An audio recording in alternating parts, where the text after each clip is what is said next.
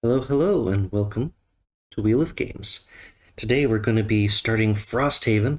This is a game that I've looked forward to probably more than anything else on this channel.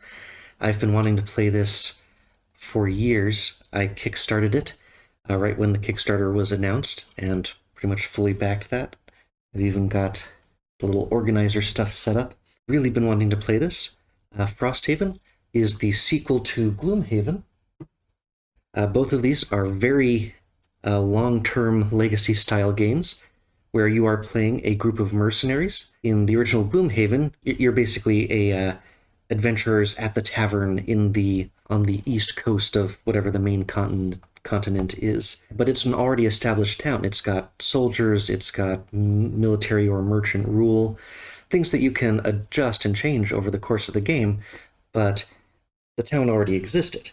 But in this game, you are approaching the outpost of Frosthaven.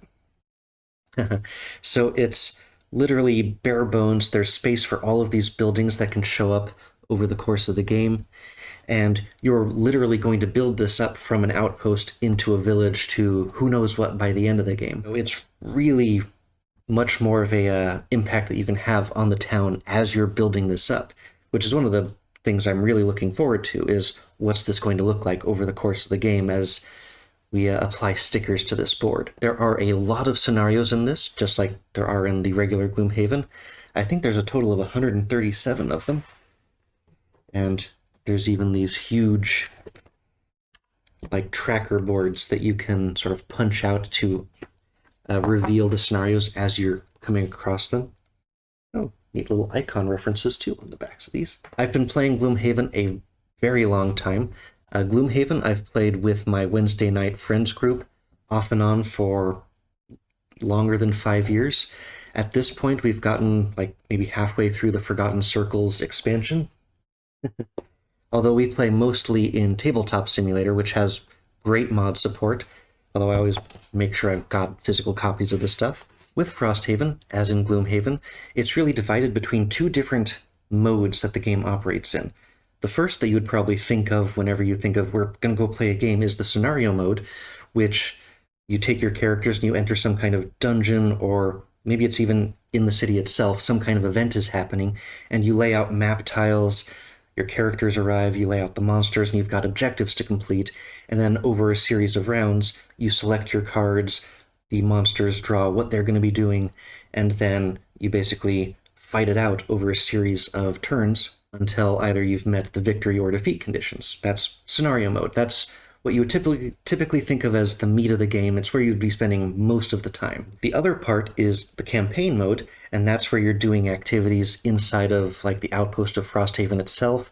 That's when you can do things like brew potions, go to the market and get items, or like build buildings, or you get those sort of like outpost events, like the outpost can come under attack. Campaign mode, that's basically when you come back to the outpost, you're making your long-term decisions and then choosing the next scenario to go into.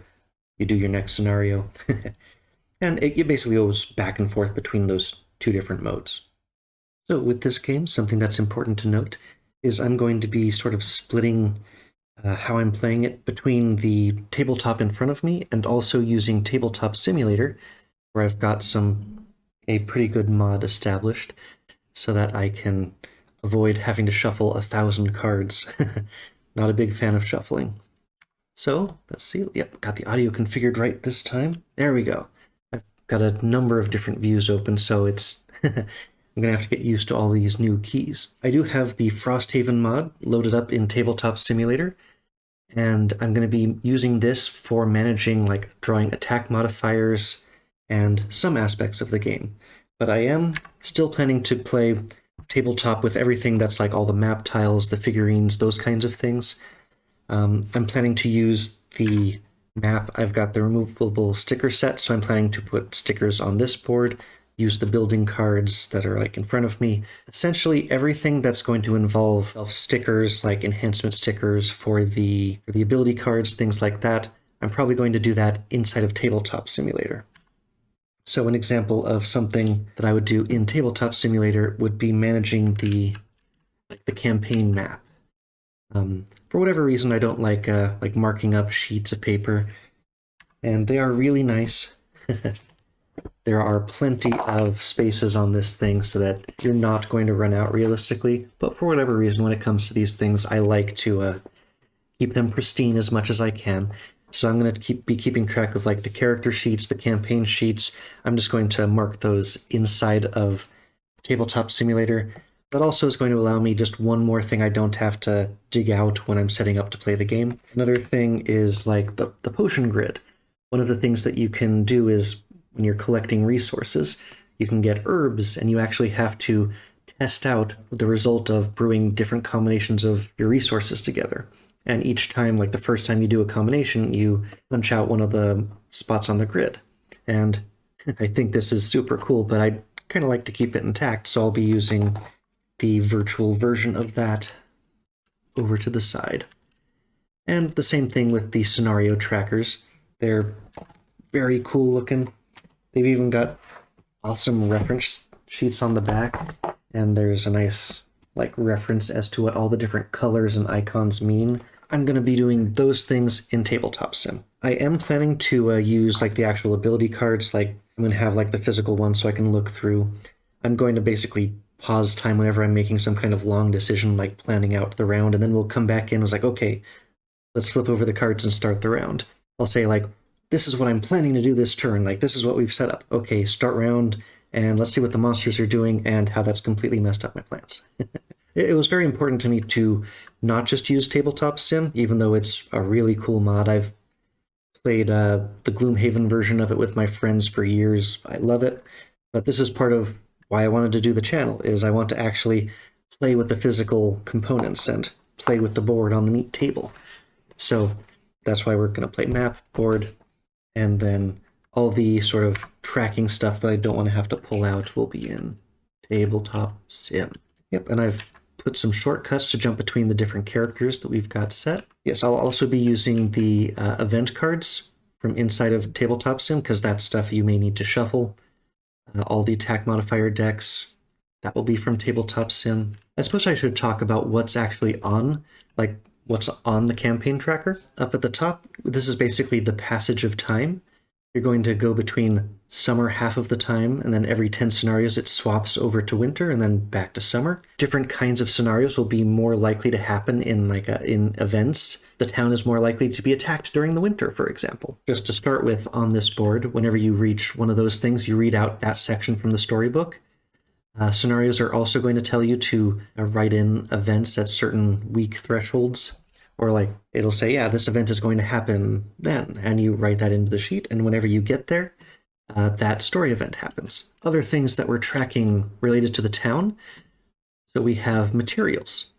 There are two different types of materials, where you've got construction resources, where you've got wood, metal, and hide or furs.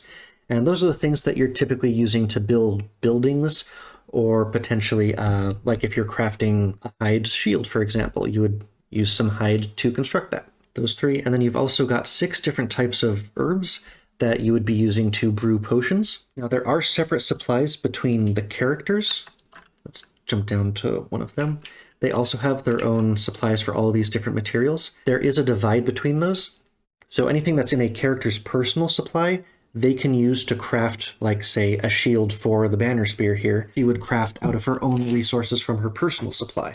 Supplies that are in the collective supply you can use on buildings for the town. You can donate from personal supplies to the city supply at any time, but it's important to note that you can't go the other way. You can't take those building materials from the town or the collective supply back into your personal supply. The brewing resources, all the 6 types of herbs, it doesn't have that restriction. You're apparently free to borrow resources from the collective supply if you want to brew a potion and you just don't have the proper one. I imagine because there's 6 types, maybe your character didn't randomly get the one you need. So the town also has a defense stat. That's sort of like the baseline defense whenever you're defending the town from attacks. You basically take the defense as the base, and then you draw one of the modifier cards from the town defense deck, which, just like the attack modifier cards, that's going to be like +1, or in the case of the town, I think it goes in tens, like +10, +20, or -20. And then there's a, just like the critical success or failure, there's a instant success on the defense versus a building gets immediately wrecked. So the defense is the base stat before you draw any modifiers. And just like the characters, the town guard can earn perks. Just like Gloomhaven, we also have prosperity levels. Town starts at prosperity level 1, or I suppose the bare bones outpost.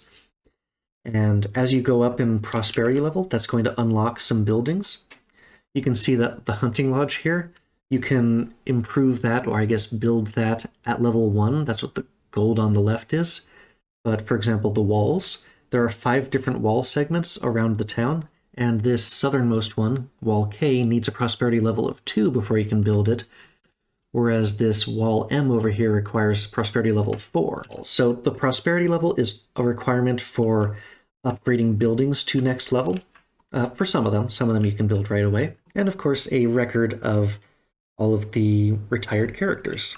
As a character finishes that character's personal goal, they must retire.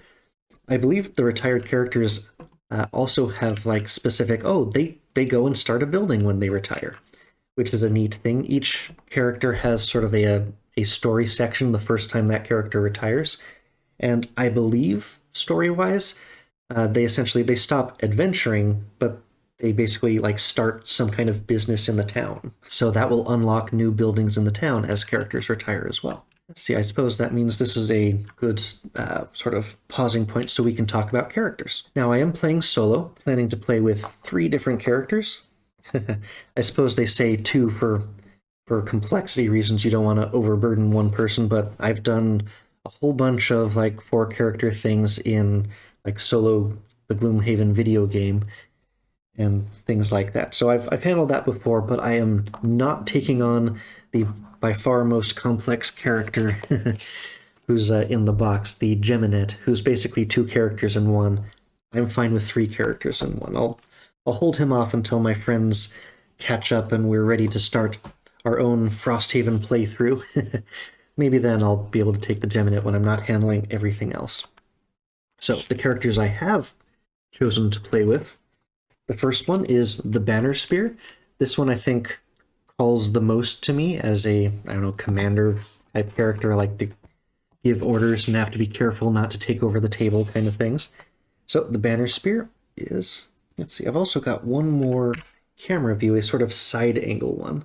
And one of his biggest features is combo attacks, where he cares about the positioning on the board, where he wants to, like, he's in this spot. If an ally is in, this other spot relative to an enemy, they can perform a combined attack against an enemy. So he cares a lot about positioning on the board and having allies on the board in just the right position so that he can perform attacks. What I decided to do for the other ones, sort of to complement that character, is I'm also going to bring basically the Necromancer. If you ever wanted to play the cultists from the base Gloomhaven campaign where they keep taking damage to summon skeletons, that is this character. This person can summon a bunch of like shambling skeleton type things. They're not as strong as the living skeletons from Gloomhaven proper. They're not lost cards, so you can like keep summoning them. This character does have to balance their health, but they have a number of support abilities, not a ton of movement, has some healing and support abilities as well. So I wanted the extra sort of monsters on the board to sort of combine with the Banner Spear. I have no idea if that's actually how things are going to work, but I figured it was relatively straightforward. So we've got basically cannon fodder, a commander, and also a little bit of a healer. If I was just going to play with 2 characters, it was going to be these 2. So now the third one that I picked to play with, I had a really difficult choice between the other 3. Almost went with the Blink Blade, who's very cool. I decided to go with the Deathwalker, who their ability is basically revolving around shades. They place shades on the board, which are essentially like ghosts that they're not characters that are on the board. They don't even like appear as like trap hexes.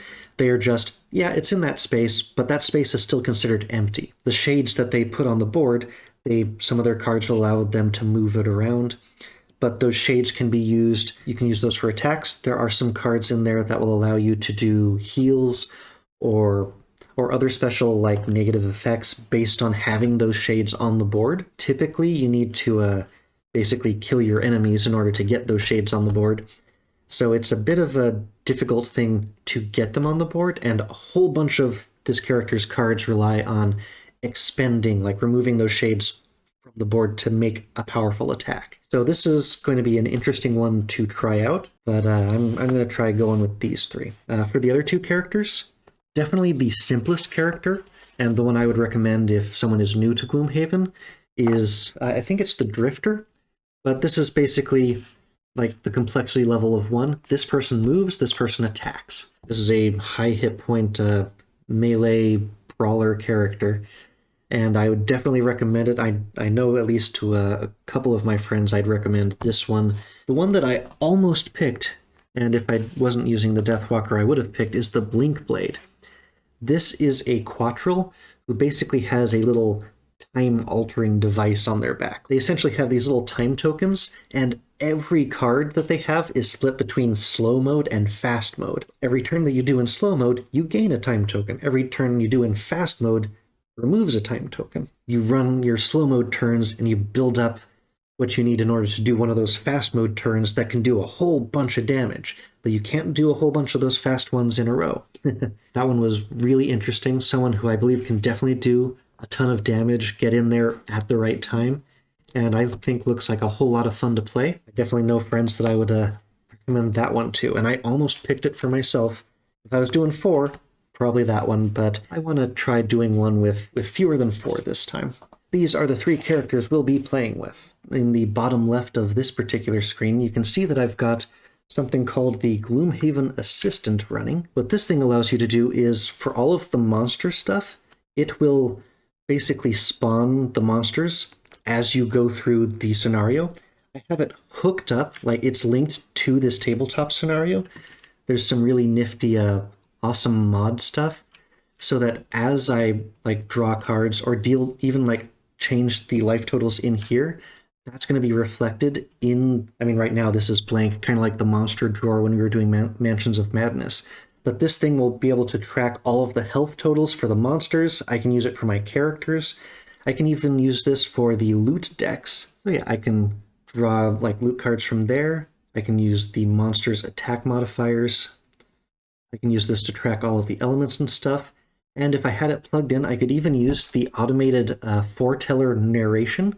I've got it up on a big TV to my right so that I can get a larger view of it. Then there is like one of the cool things they started doing in Gloomhaven is they put out like professionally voice-acted narration for all of the story text in the game. They're using a company called Forteller.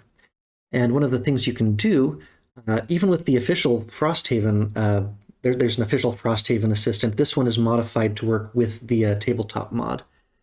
But you can actually connect it to your Forteller account, and you can actually, like when you open a door, this app is going to play all of the like the narration out of it, because you put in your credentials and it downloads it. The particular one I'm using also can be like running a server, so that if you're playing remote with your friends, because mine are scattered pretty remote, you can actually, like, everyone can have their own instance running. They're networked together so that whenever anyone like does an app, everything gets updated. It's all in sync. Really, really cool stuff. Took a bit of work to try to get that to work, but when you open the door, everyone is going to hear from their app the narration from the thing. Really cool stuff.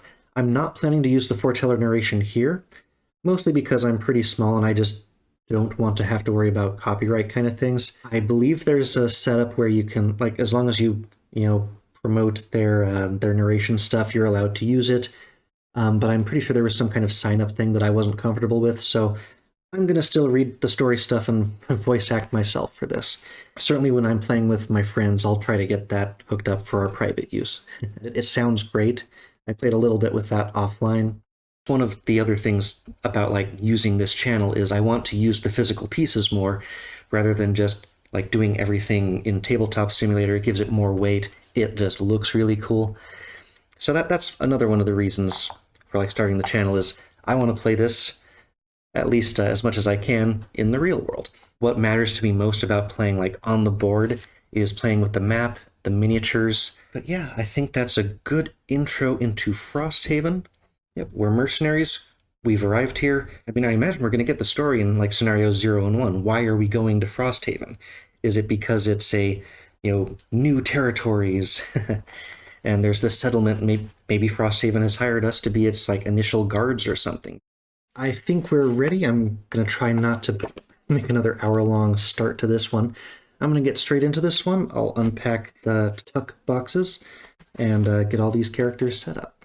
Be right back, and then we'll start reading from the book. I've gone into the rule book, and on page 49 here, the adventure begins. Basically, the second half of the rule book is mostly new Frosthaven stuff. What this thing is telling me is that the first thing you do is read the text at the front of the scenario book, which will tell you that 2 new scenarios have been unlocked, scenarios 0 and 1. So we're actually going to start over in the scenario book, but one thing that I do want to make sure that we do properly is creating a character. Sure, I've unpacked the boxes, but we have to make sure that we're doing things right. So let's properly introduce our 3 characters. I said a little bit about how they work, but let's read all of their nice text and stuff. The human banner spear, right here. But this is what the human banner spear looks like.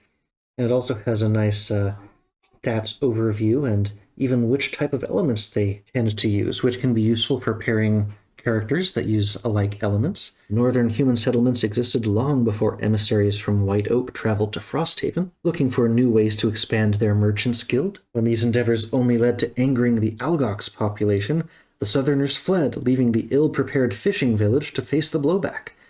But humans are a resilient people. Even on the brink of despair, there is hope for survival. The only thing left behind by the Merchants Guild were the banner spears, tireless warriors forever in search of respect and glory. Frosthaven has no need of pride, though. Cut off from the rest of the world and faced with the harsh realities of the North, banner spears are forced to reevaluate what truly matters. They were abandoned like everything else, and they must forge new, stronger bonds to stay alive. Complexity 2. And then the front is more like the gameplay descriptions. So that's the banner spear. The Bone Shaper. The Aesthir Bone Shaper. Aesthers were once human, but a tragedy long ago caused them to lose their physical form, scattering it across the infinite plains. Those who willed their psyche back together found a world they no longer recognized. And so they left, traveling the plains in search of knowledge and hidden insights. Occasionally they return, driven by varied purposes and employing bewildering methods. And now for the Bone Shaper in particular, Aesthers draw energy from the plains, and the plains are full of useful and terrible things. Bone Shapers are able to tap into the wells of life found in other planes and infuse them into living things on this one, or at least things that were once living. Invariably, some of the Bone Shaper's own life force is transferred with it, and many go mad through the constant push and pull of life and death. Very few are capable of taming the wild energy and shaping it to their will. Complexity 4, and elemental affinities for earth and dark. Makes sense, like cemetery-ish. And then on the front, you can summon shambling skeletons, which are disposable. So these are much better summons than the summoner from the base game, where everything that they summoned was a lost card, and they even had to have a specific card to get a bunch of lost cards back. So they've made summoning a lot more friendly than it used to be.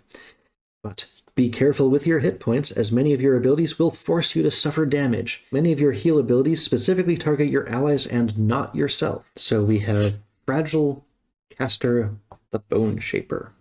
Let's see. I also borrowed the colored stands from Zombicide because they just about fit my summons here. Only the Banner Spear won't stay in her little circle. Hopefully that will help identify them on the battlefield a little bit. And finally, our Deathwalker. The Valrath Deathwalker. No group is quite so ill-suited for the icy northern climates as the Valrath, who make their homes far to the south around the Red Desert.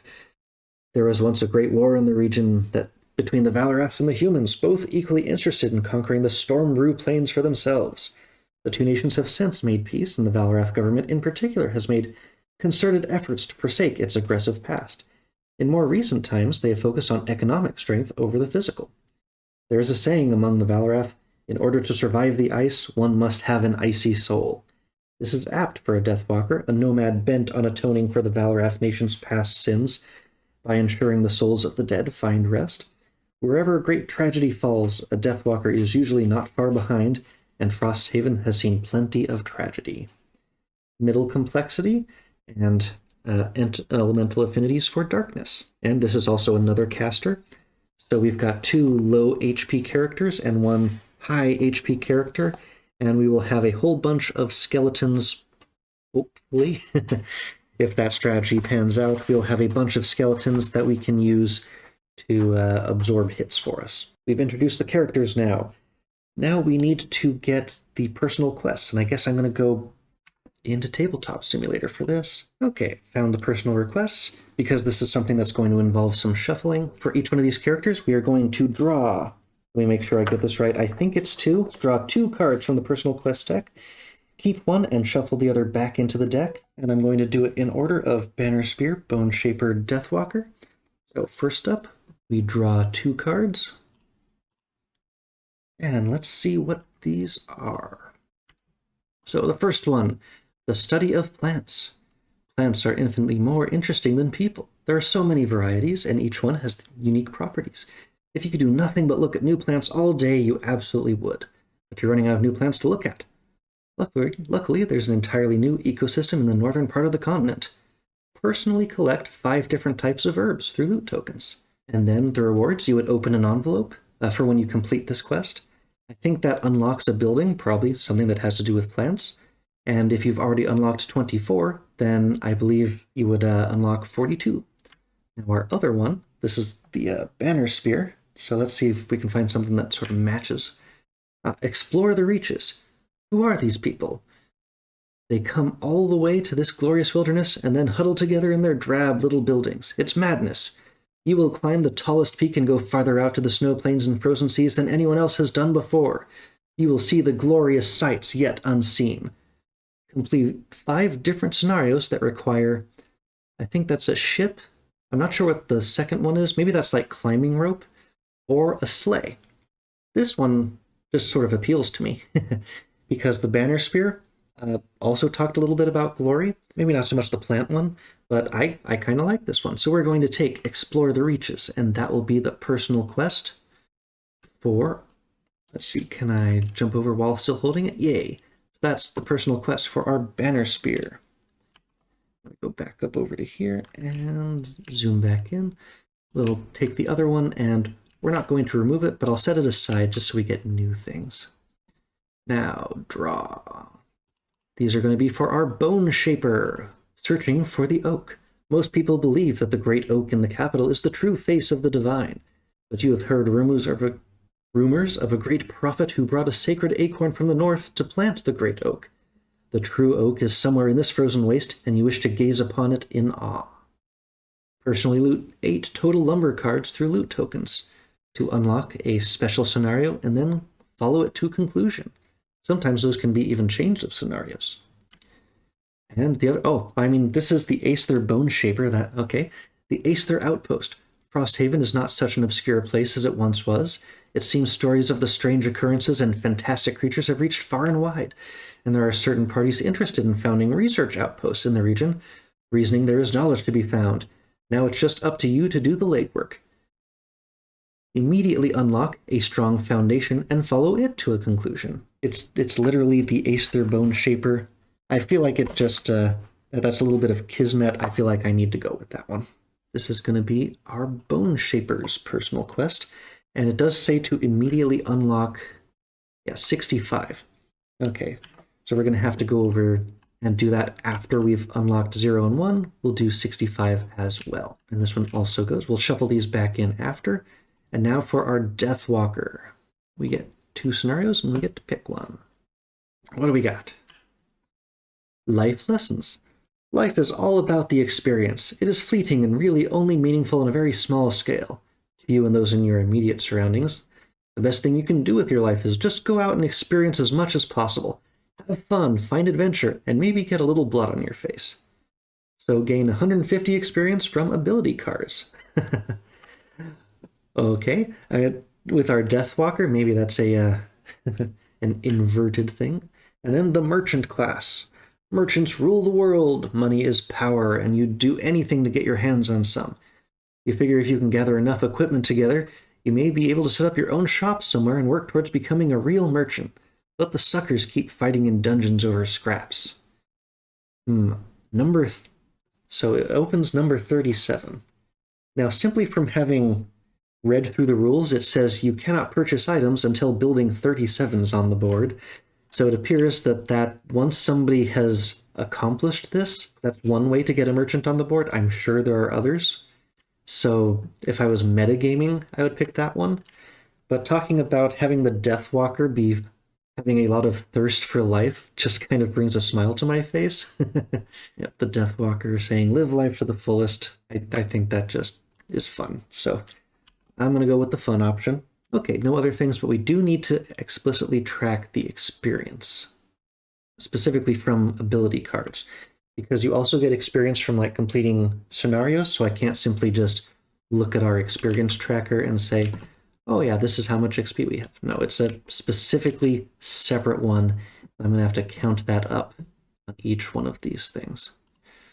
Fortunately, I've played these a million times, so this will be our ability tracker. Now we put this last one back and shuffle those, and we've got our personal quests for our characters figured out. Okay, now we go through the rest of the character setup here. This is the thing I was waiting for.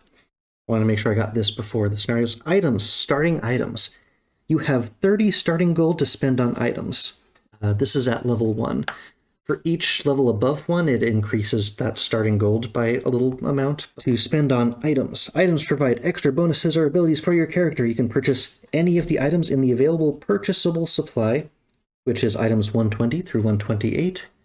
And I've got those set up in this tuck box here, and it has these sort of dividers in there that separate the purchasable items from the non-purchasable items, or the ones that we haven't discovered or uncovered or earned yet. If you own Gloomhaven, you can also purchase any of the following items from Gloomhaven: 10, 25, 72, 105, 109, and 116. When you are done purchasing items with your starting gold, any unspent remainder is lost.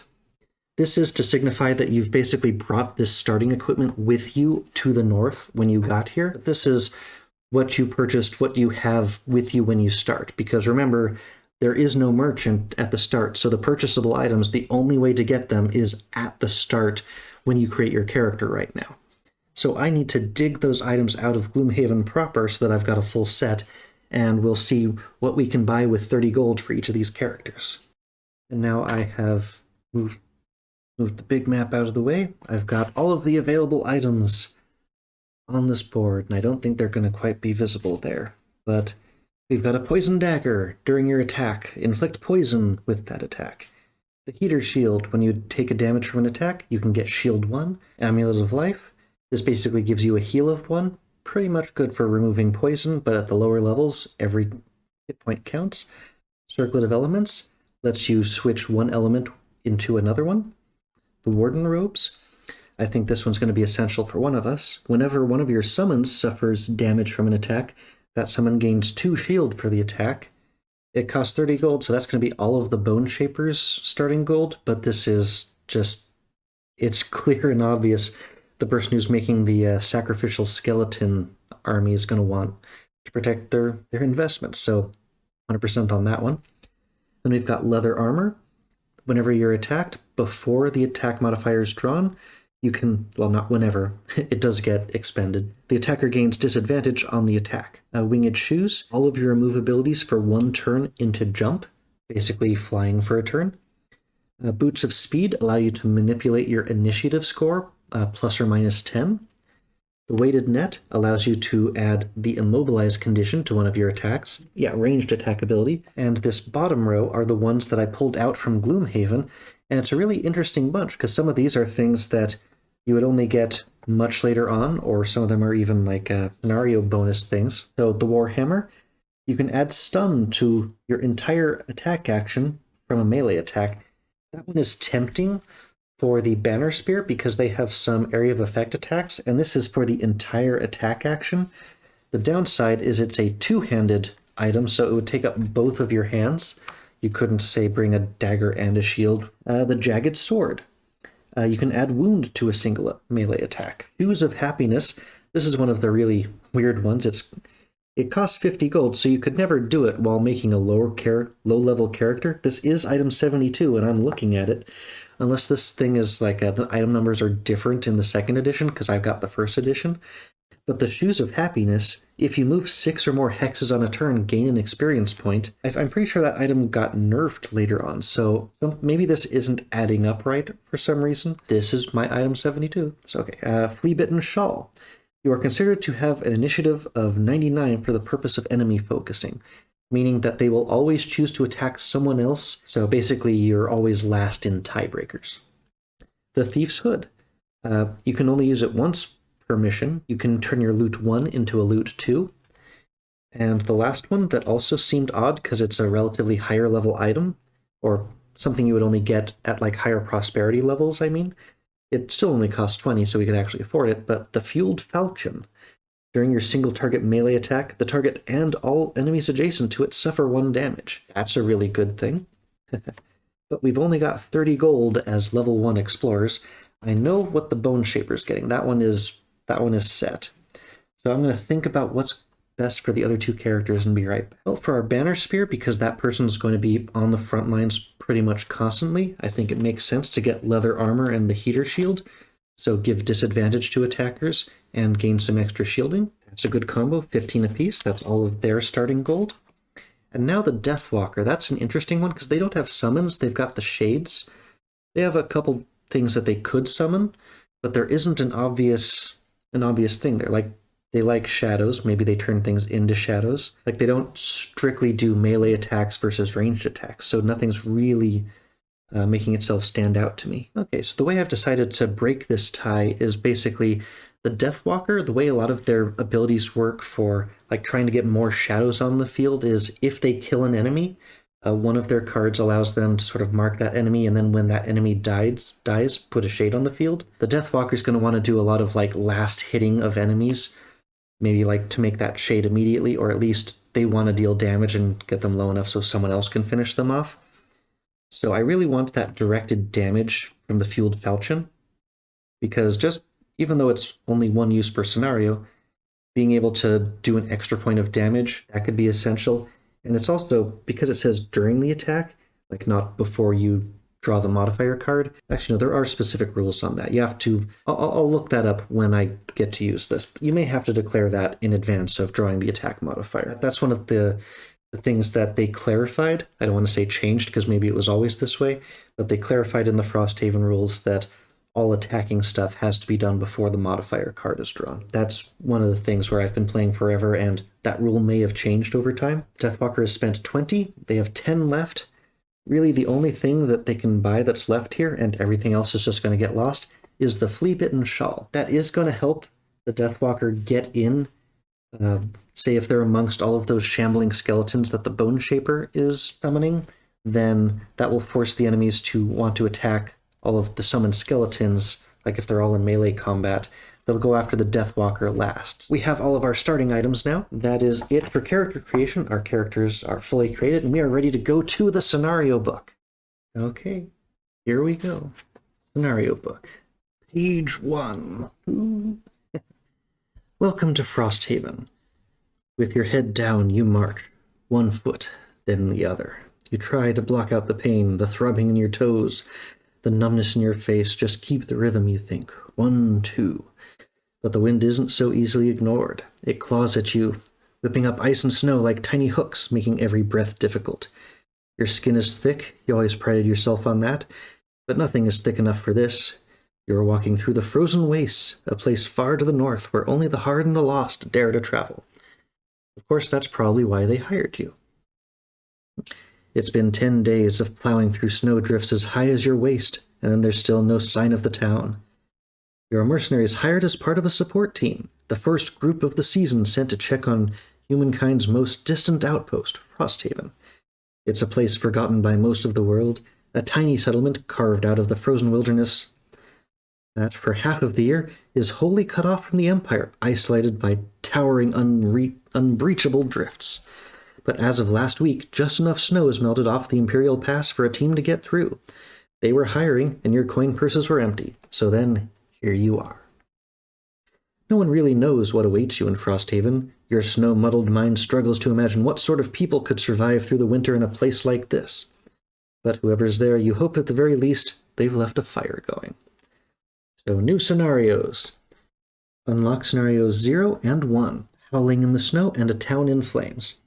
I know that I've played plenty of Gloomhaven, so I could easily just skip scenario 0, but I want to play everything I possibly can of these games that I love, so maybe I'll get a little bit of starting experience for when I get to Frosthaven, and that's going to be the very next page.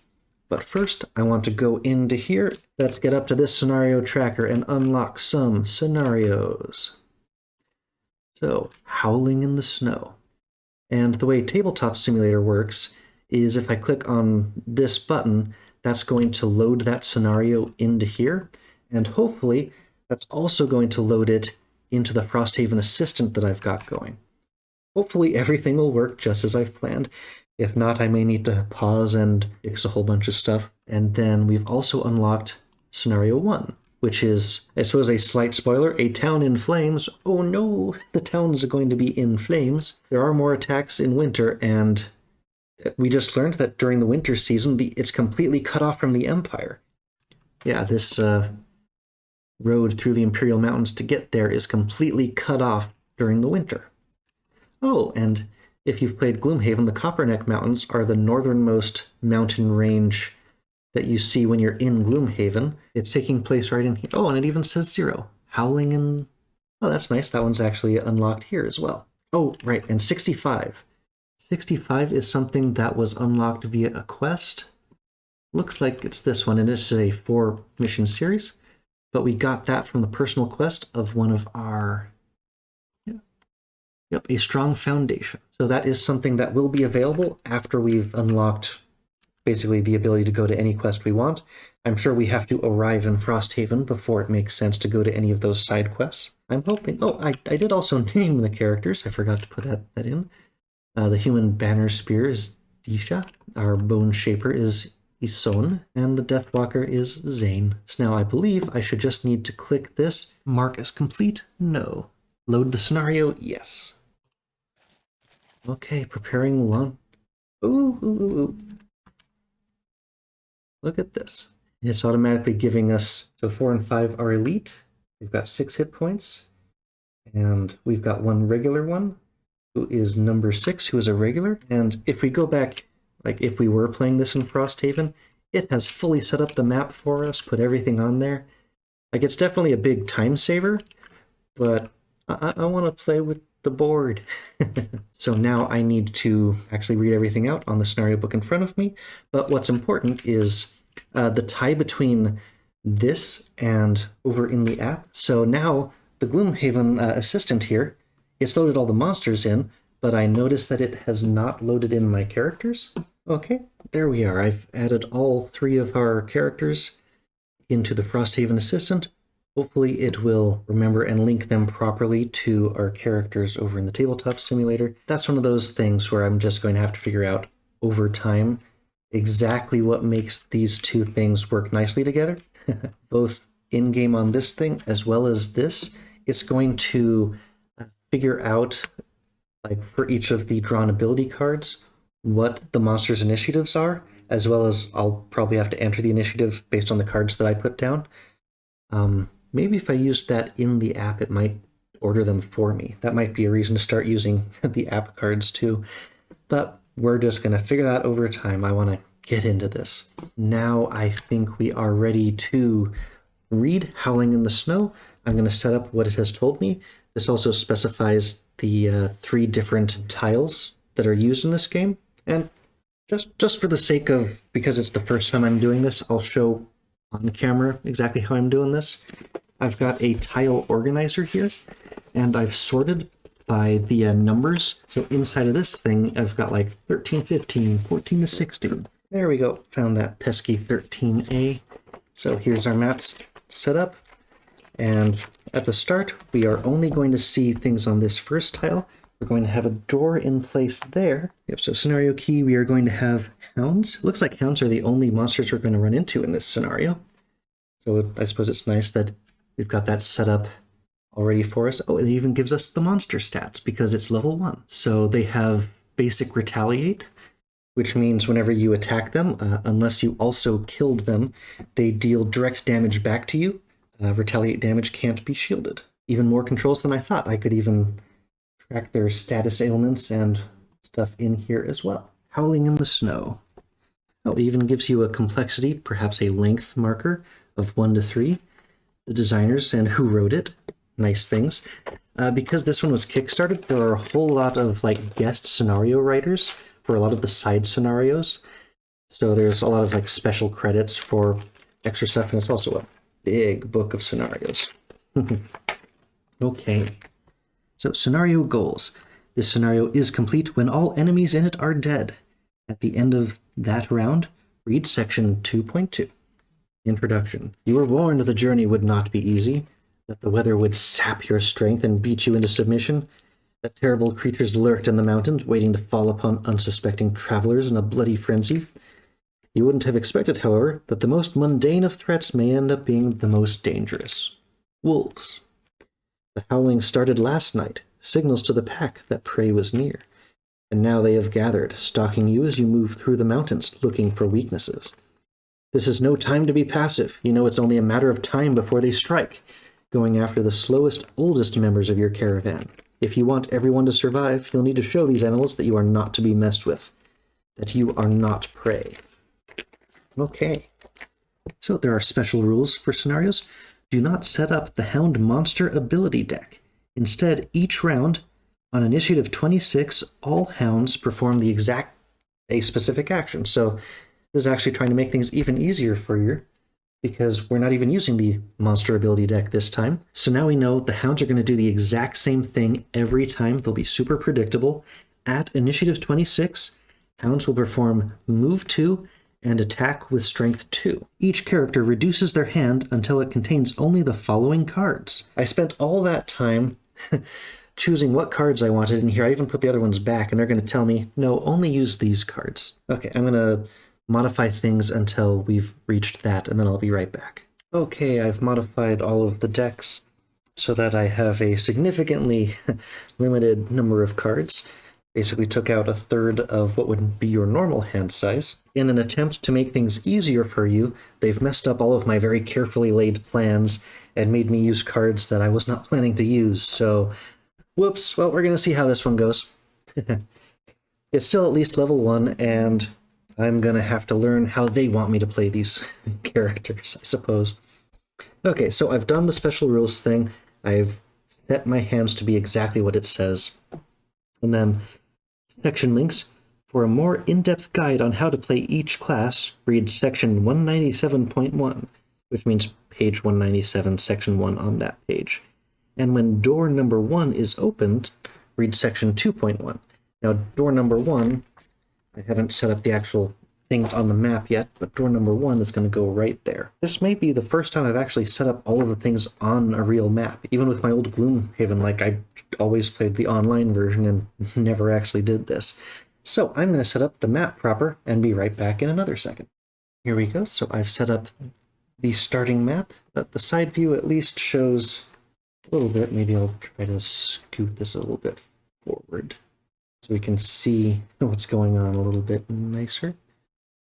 Okay, so we've got the 3 wolves who have started out. We've got 4 and 5 who are elites for 3 players. We've got number 6 over here who is a regular wolf. You can see based on the map that we have 3 snow rocks, which are obstacles. And then we also have 1 snowdrift, which is difficult terrain, right in the middle there. And Aurora has decided to join us up on the table. She went around me to make her way up.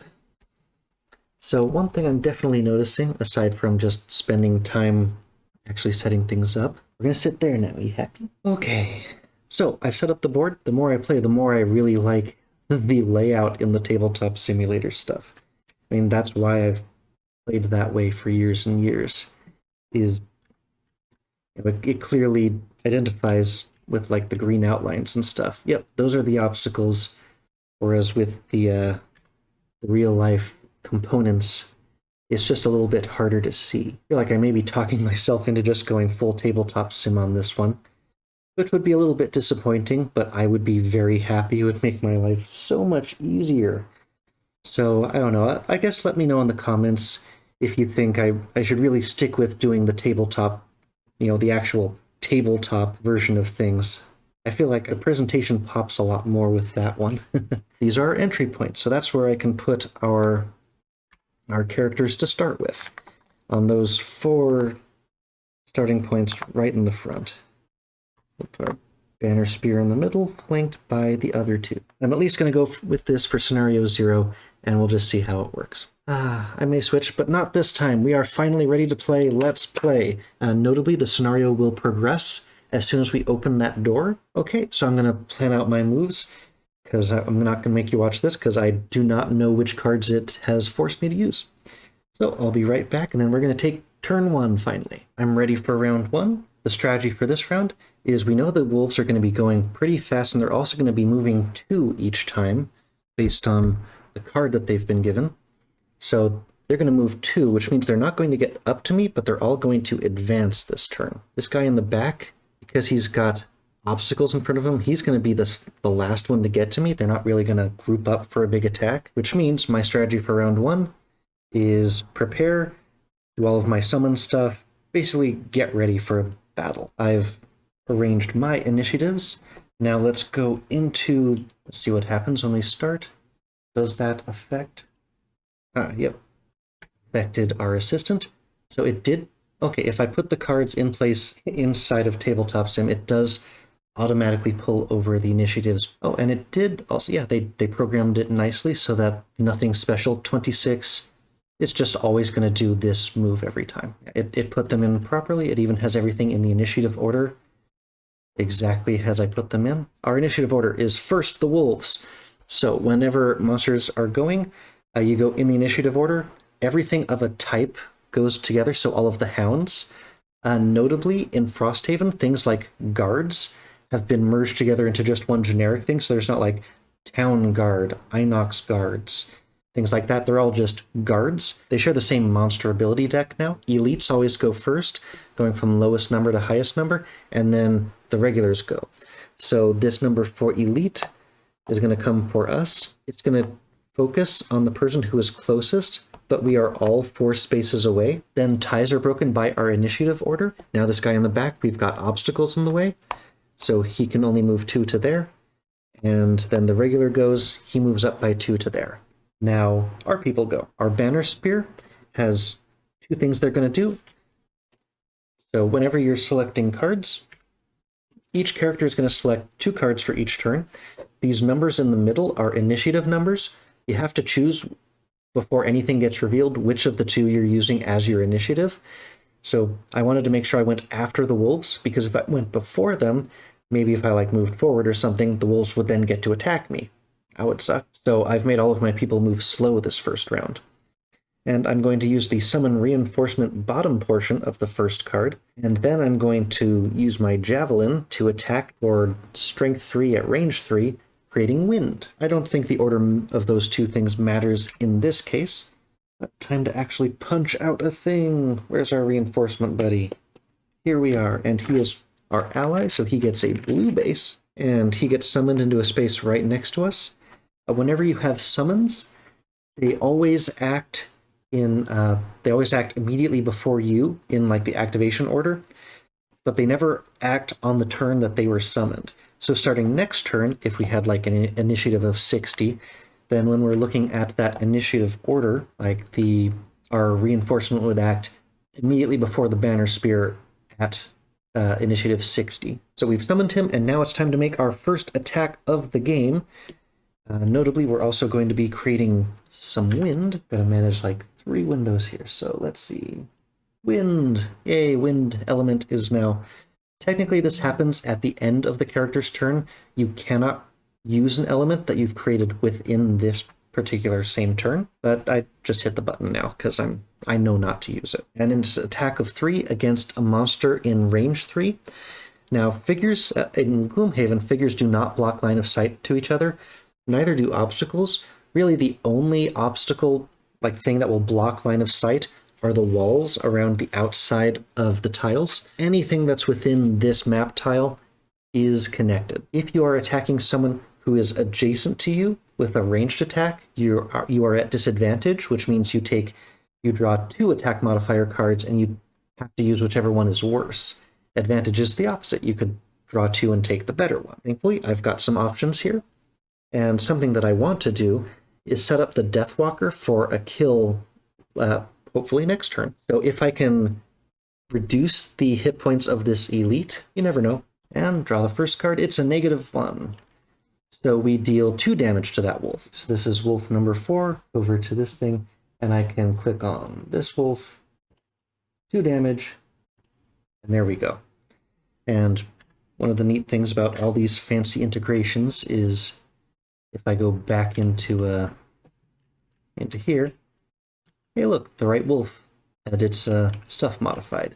So there's a really good integration between the Frosthaven Assistant and the tabletop sim thing. Back to the main map. So we have damaged the first wolf. Okay, that's it for the Banner Spear's turn. So his cards that he used goes into the discard. I suppose technically the reinforcement one is active and ongoing. The other one goes to the discard, and he gets 1 experience point. See, there it is.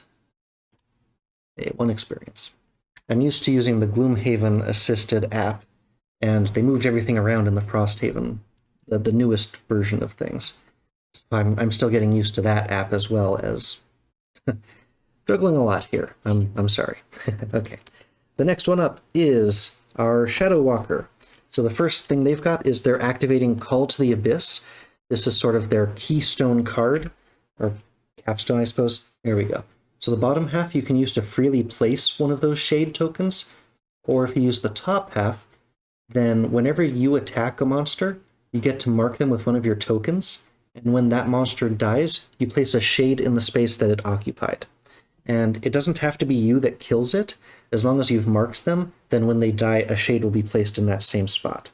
But you can only have one marked monster at a time. For the bottom, we will do Call of Doom, which allows me to move up to 3 spaces, and then is going to activate, it's going to infuse darkness as an element. I can move up to 3. I don't actually want to move up to 3. I really just wanted to get the darkness in play, because both the Deathwalker and the Bone Shaper can make use of that darkness on their attacks. So last up is our Bone Shaper.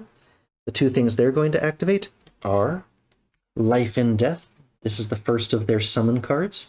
So they will damage themselves for 2, but they will summon their first Shambling Skeleton, which has 3 hit points, movement of 2, and an attack of 2. And let's put our first skeleton on the board. Pop out skeleton number 1.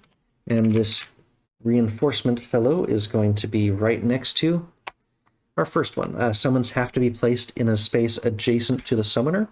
If there is no space for them, then they cannot be summoned. And then the second card is going to be Decaying Will.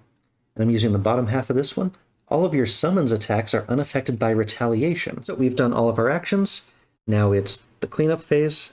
So those cards were discarded. And we're at the end of the round, so this will end the round. Oh, I didn't have it marked over to this one, but it cleared up all the initiatives, and it's now in the between rounds phase. So I'm going to go to the next round. I'll try not to make this go at the glacial pace. I'll pick the new cards, and we'll be right back for our next round. I've set up my cards and entered them into the tabletop sim. My plan this round, now that we've sort of set up, is we're going to attack these wolves. We're in range, so this time at least a couple of our characters are going to try to get ahead of them and make those attacks. And I wanted you to be able to see what happens when I do the what happens inside of Frosthaven Assistant this time. So let's start the round. Okay, and there we go.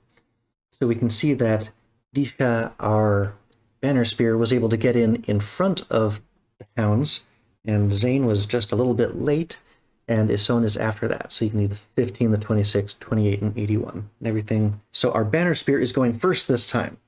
So the 2 cards we've got lined up are Deflecting Maneuver. This is going to make use of that wind that we made on the last turn. Attack of 2. But if there is wind infused, you add a damage and you get advantage, so the better of 2 modifier cards. And then for the rest of the turn, attacks targeting you get disadvantage. And I'm going to use the bottom of the other card, where you can move up to 2 spaces, and then 2 allies that are near you also get to move along with you. Group maneuvers. The attack I want to make is a melee attack, which means I have to get in front. And because this is a case where we want this person to be attacked when all of the enemies have disadvantage, we can move through our ally, we can move to there. At this point, 2 of our allies are also going to get a movement of up to 2. Now, I do want to leave our reinforcement. Oh, yeah, I forgot. Our reinforcement always moves before us because they're a summon that we summoned. So I can actually set up the attack that I want to make. Well, actually, that part's not going to matter this time. Because this summon is unique, I can control their movements. So I could move the reinforcement up to 2 spaces. I really just want to get it out of the way on this turn, but I don't want him to be next to the... He's faster than us, so the wolves will target him if he's the closest. So really, this time I want to get him just out of the way. I don't want him to get attacked. I'm happy that he's on the board, but I want to use him to do an attack that's going to kill the wolf. Otherwise, because he's only got 1 hit point, practically anything the wolves do are going to end up killing him. Reinforcement moves out to the corner, and we are going to move up to there. Now, 2 allies of ours get to move up to 2 spaces each. We can move our Deathwalker forward. As long as the Deathwalker is not the closest, he won't be the target of this wolf. And we could also move our Bone Shaper forward. The Bone Shaper is planning to summon another skeleton this turn. I suppose we can move them up because they're going to target our Banner Spear, so we can move the Bone Shaper forward a space. And now it's time for our deflecting maneuver. So we're going to consume the wind that we made on the previous turn. So that goes down to 0. We are going to do an attack. So it's at 3, and we're going to have advantage. Card draw here. So we draw 2 cards, a -2 and a +1. So because it's advantage, we get the +1 instead of the -2. So now his attack, instead of being 3, is now at 4. I guess I'm going to accidentally kill that that wolf. I was planning to give the Deathwalker the kill so that he could start putting shades on the board, but we have killed the elite. I suppose I didn't explicitly say I was attacking the elite. I was attacking the elite. So we have killed our first monster. Let's see, we also got an experience point out of that. And now we get to put our first loot token on the board.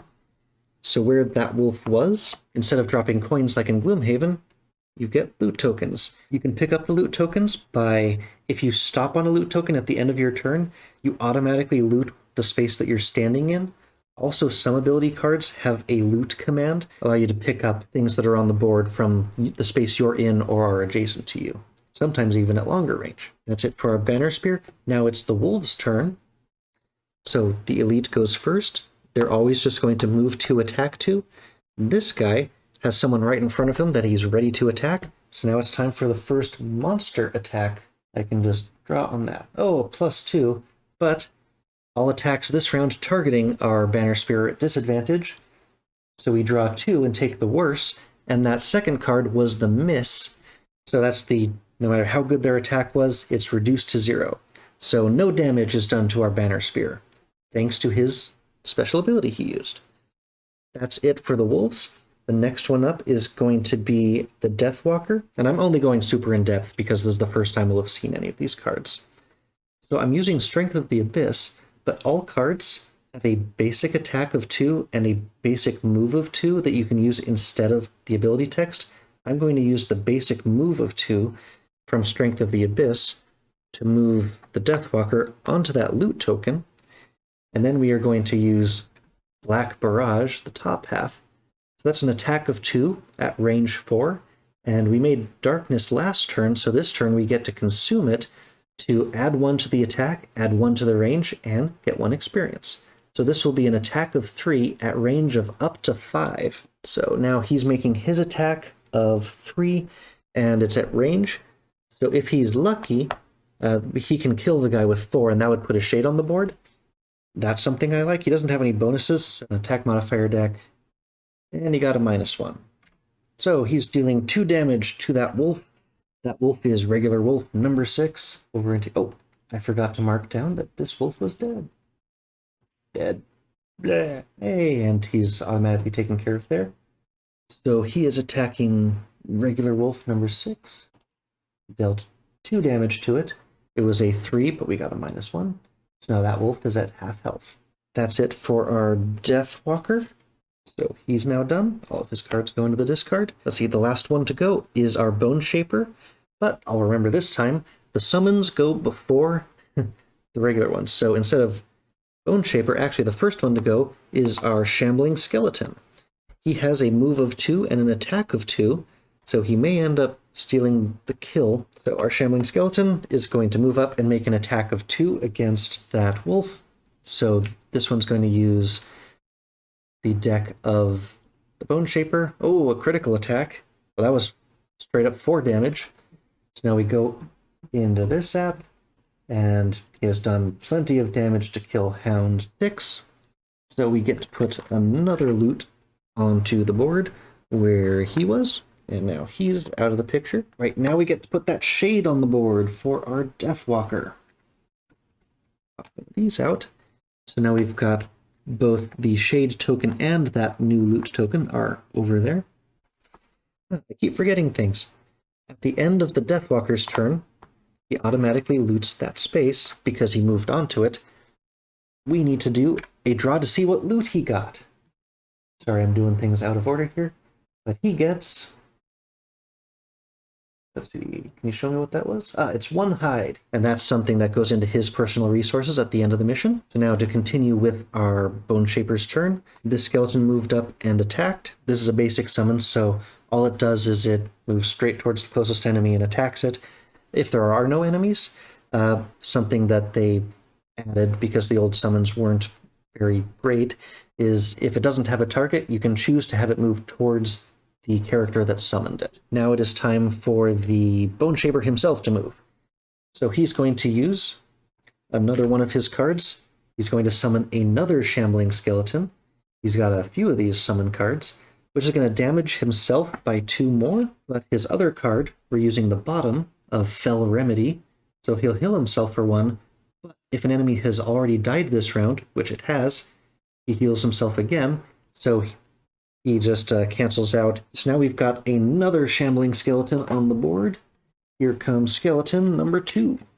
And it's going to come into a space that is adjacent to our Bone Shaper. I suppose we could put him to the side and he goes around, but no. Now we've got the very startings of our own little shambling army there. If a character has multiple summons, then they go in the order they've been summoned. There are little numbers like 1 through 6 on the skeletons. So that'll help me remember which one would move first. That is it for our Bone Shaper. Summons do not loot, at least not without a special action card telling them that they can. So that's going to end round 2. More stuff isn't going to appear in this scenario until we have opened door number 1. Next things we need to do is, well, obviously we have an untouched wolf in front of us, but we want to start moving our way towards that door. So I'm going to choose new cards and actions at the end of this round. This time I'll show you what happens in the app when we hit it. So when you end the round, everything gets reset and goes back to that default state. It's cool to see all of the stuff staying in sync with each other across that whole mod thing, this app. With this app, you don't have to use the Tabletop Simulator mod. You can just interact with it to like do any of those hit point changes, and it will manage the monsters for you. So you can use that even if you're not playing with the Tabletop Simulator. Round has been cleaned up. I'll see you when we're prepped for the next one. Just remembered something. Our Banner Spear should have taken 1 retaliation damage earlier when they made the attack that got that -1, and they failed to kill the wolf. They needed to take some retaliation damage, so I'm going to mark that down real quick. Cards are picked. Let's go. Okay, this time we've actually all beaten the wolves. 19, 25, and 26. And it looks like we win ties with the monsters when it comes to initiative. There's only the 1 hound left on the board right now, and we know there are only hounds, but there's still plenty of map left to get through. So we know more hounds await us on the other side. But first we gotta take these out. So the first one up today is going to be Zane.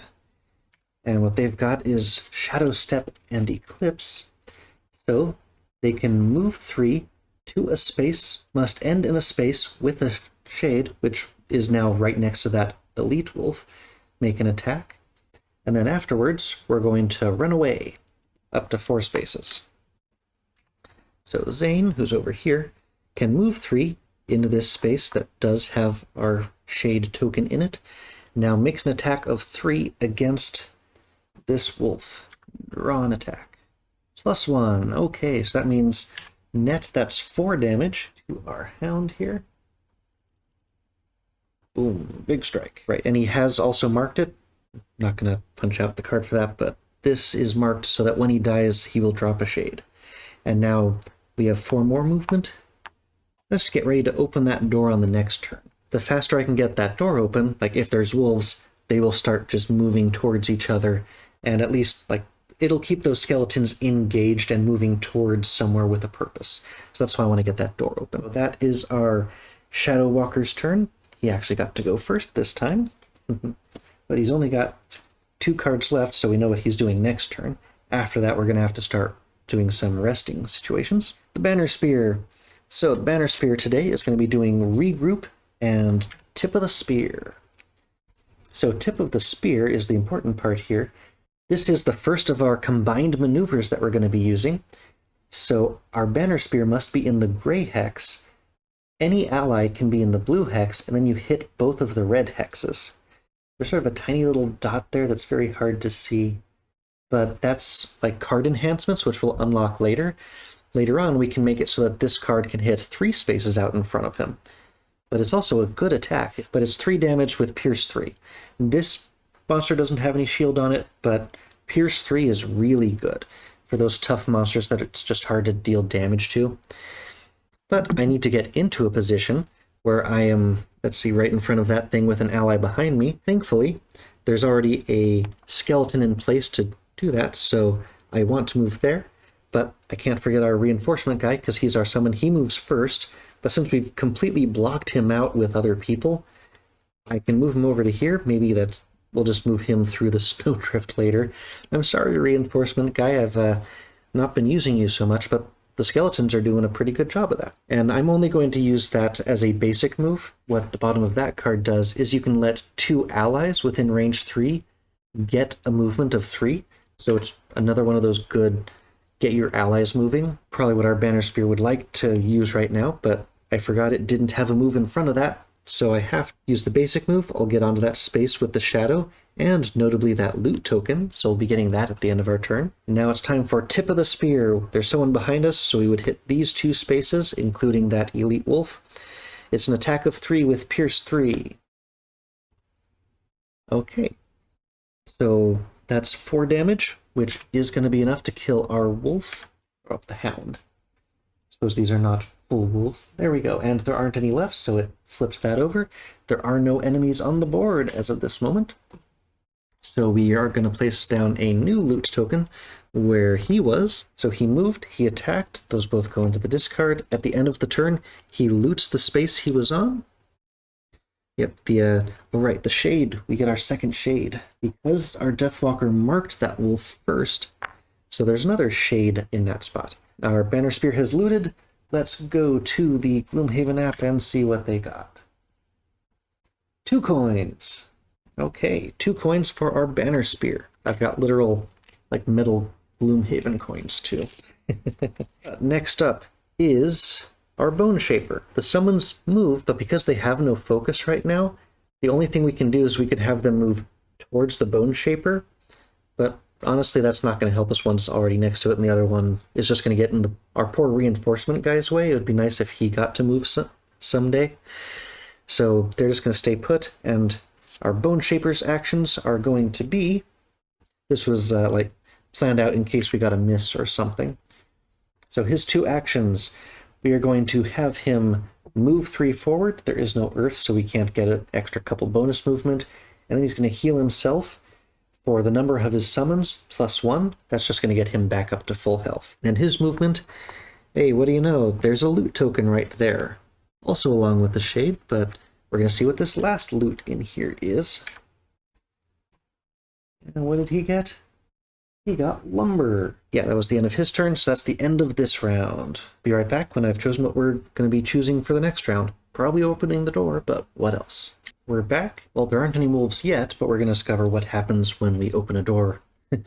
And wolves do show up, but Disha is going to be doing the first long rest of the game. And what that means is you always go at the end of the round in which you're long resting. It takes up your round, so you're not playing cards during that time. And you take all of your discarded cards. You get to choose one of them, which you're going to lose, and then the other ones come back into your hand. So there's a very slow strength drain over the course of the game. Each time you rest, you're going to lose a card.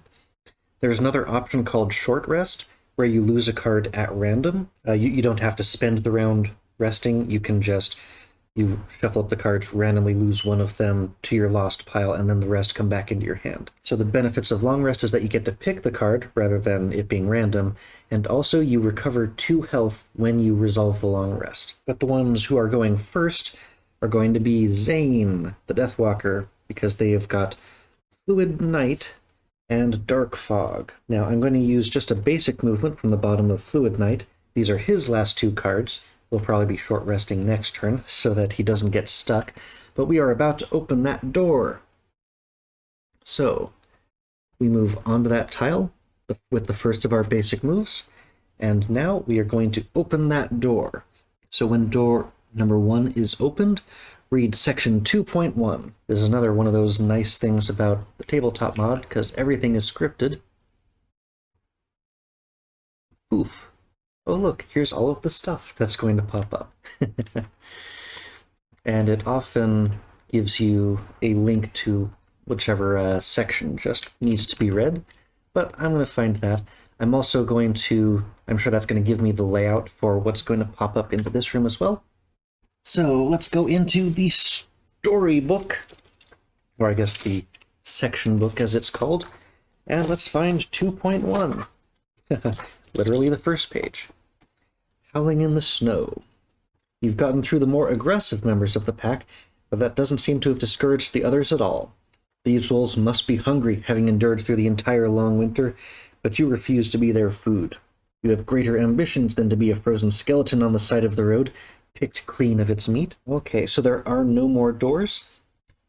Anything else that's in here is the conclusion, which, let's see, does it say? Yeah, in the scenario goals at the end of the round where you've killed the last wolf, we would read section 2.2, which is down there. So I'll keep that bookmarked for later. Hopefully we do manage to kill all of the wolves. And now I'm going to have to go through and set up all of the tokens onto my physical board, so we'll be right back after that. Okay, I've set up the second room with all of the terrain and lots of fun stuff on this one. So the second room is actually made up of 2 tiles.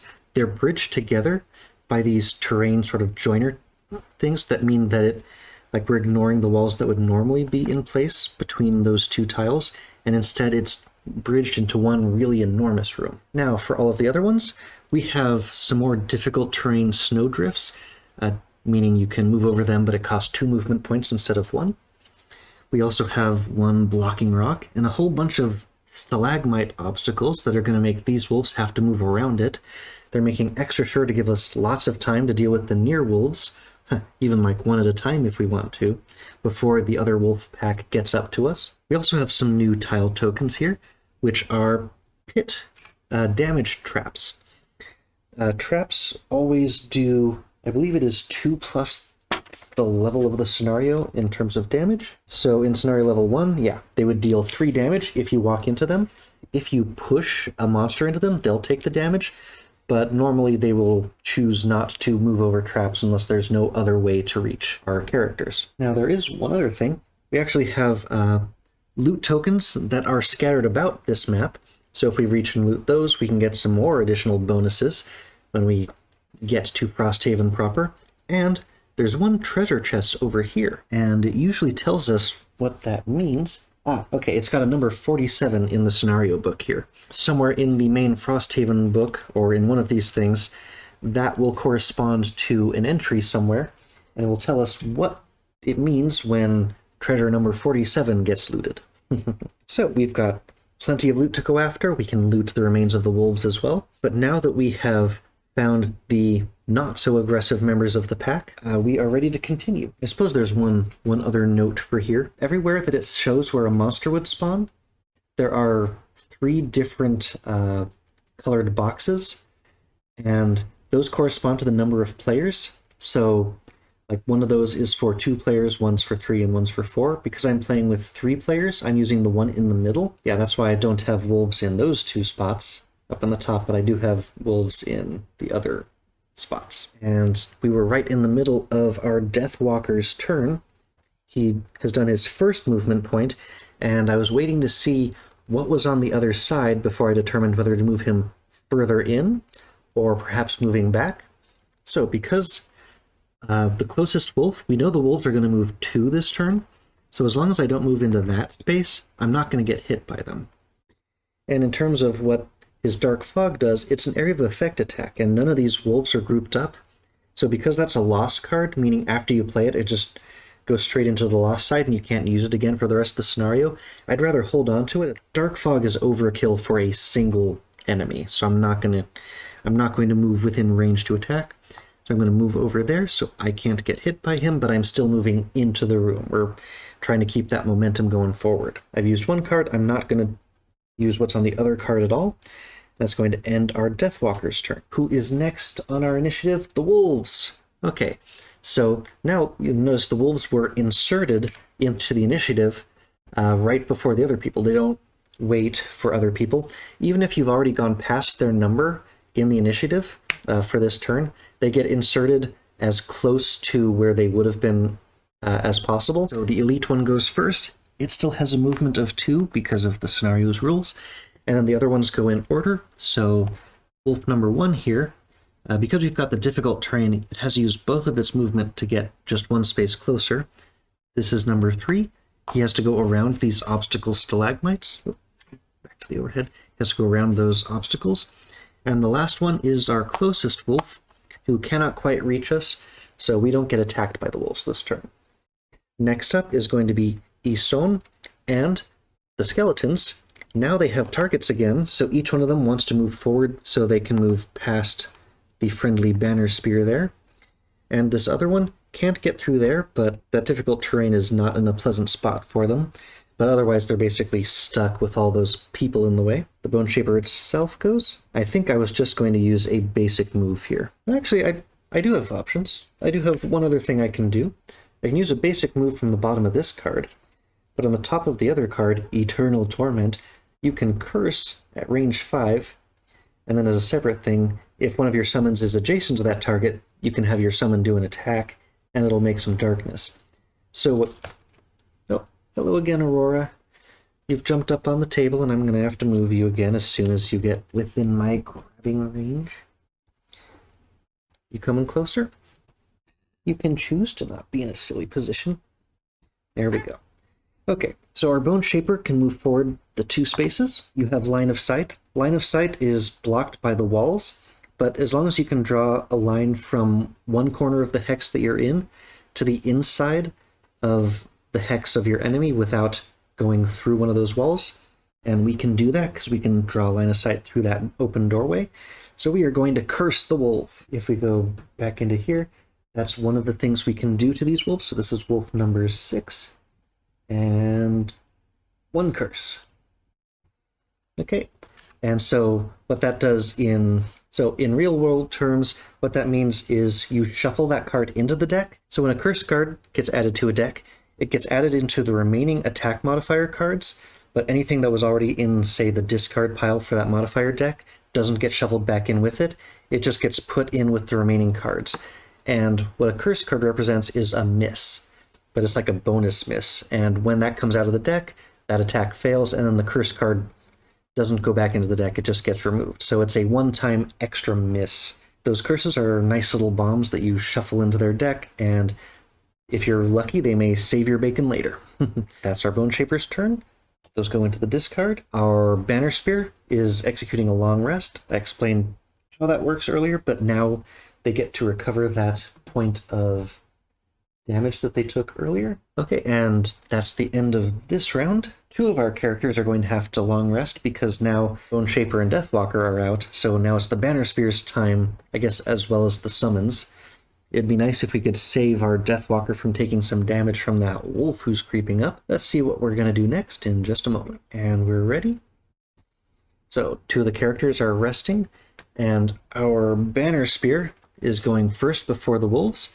It's a lot easier to get in front of something when you know exactly what it's going to do every round, using Javelin and Tip of the Spear again. Tip of the Spear gives them a movement of 4, but it's got a slow initiative, so I had to pair it with Javelin to go fast enough to get in front of those wolves. So we'll use the move of 4. Oh, almost forgot, our reinforcement goes first. That poor guy is stuck in the back this whole time. Now, the Banner Spear can move 4 with that long Tip of the Spear movement, and then with the Javelin, attack 3 at range 3, and infuse air. Is that bit? And draw a card. Okay, straight up 3 damage is going to wolf number 6. Jump over to wolf number 6. I am getting better at juggling these things. Sorry, it's a bit of a pain for the first time I've tried this one. This is part of the reason Frosthaven was so intimidating, trying to manage the recording, the assistant, the tabletop thing, and the real table all at the same time. Starting to get better at it, though. So we've just javelined this wolf.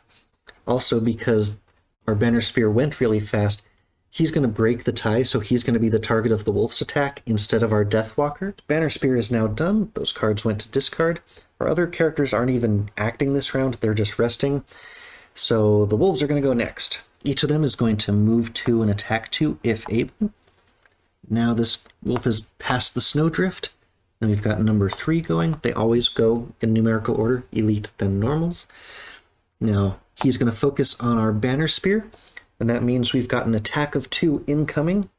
It's 21 now instead of 20 because there's a curse that got shuffled in. And they've got a -1. So they deal 1 damage to our Banner Spear. I elected not to use the leather armor before the modifier to get disadvantage, but we can use that heater shield.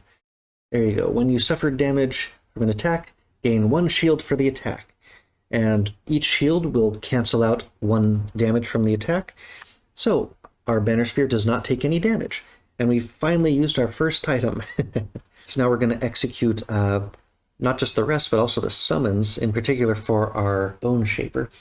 In the case of when they're all resting, I assume the players get to decide because there's no initiative tie-breaking kind of a thing. So I'm just going to handle the skeletons moving. So they're moving, targeting the hounds. We moved 1 to there. Because moving there won't get us meaningfully closer, the AI specifically elects not to do it, and we don't have enough movement to get into the difficult terrain of that snowdrift for the second skeleton. That's it for them, so now we resolve the rest. So we're going to take all of the discarded cards for each of those 2 characters. We're going to choose one that we're going to lose, and then the rest come back into our hand. I'll do that part off screen. And they each would recover 2 health, but they're at full right now. I'm going to resolve that, and then pick cards, and when we come back, I'll be ready for the next round. Okay, we're back and ready to start the next round. So we're just beating the wolves with a couple of our people again. First up is Disha, who's going to regroup and combined effort. So with our combined effort card, we're going to join forces with the Deathwalker as our ally to do an attack of 3 that will wound that wolf that's right next to us. That wolf only has 1 hit point left, so even if I don't kill it, it's still going to take damage from the wound status effect. The wound status effect, at the start of your character's turn, you take 1 damage. So that wolf is dead regardless. Even if I miss the attack, the wound still gets applied. So this wolf is done for. It's an attack of 3, so... Oh, we missed! Well, that can happen to the heroes as well. We have not actually killed this wolf, but we have wounded it. I might as well mark it here. That shows what the status effects look like when they're applied to a monster. I was really hoping to kill it just because that would make room for the second half of his card, which from the regroup side, I wanted to grant 2 allies within range 3 a move of 3. And what that allows me to do is I can have the Bone Shaper and I was hoping the skeleton in the back have them both move forward so that they would have a chance to attack some of the other folks on their turn. Because I failed to kill the wolf, my character does take 1 point of retaliation damage.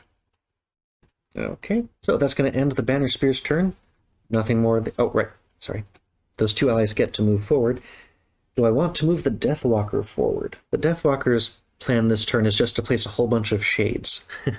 I don't need to move the Deathwalker except to get them out of the way for the skeleton to move forward. I want the skeleton to move forward.